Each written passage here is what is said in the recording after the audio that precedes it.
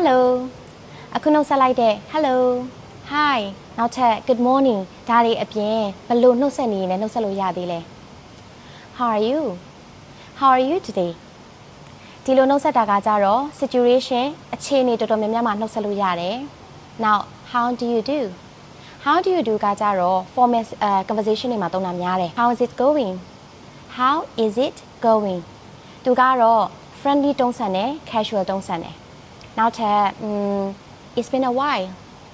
ကိုနဲ့သူနဲ့မတွေ့ရကြပြီစကားမပြောတာကြပြီအခုမှပြန်ပြီးတော့ contact ပြန်မိရဆိုရင် it's been a while အဲ့လိုနှုတ်ဆက်လို့ရတယ်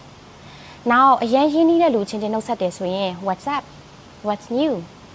ဒါတွေလည်းနှုတ်ဆက်လို့ရတယ်နော်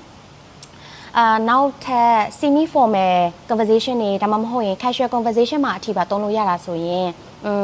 nice to see you now good to see you ဒါတွေလည်းသုံးလို့ရတယ်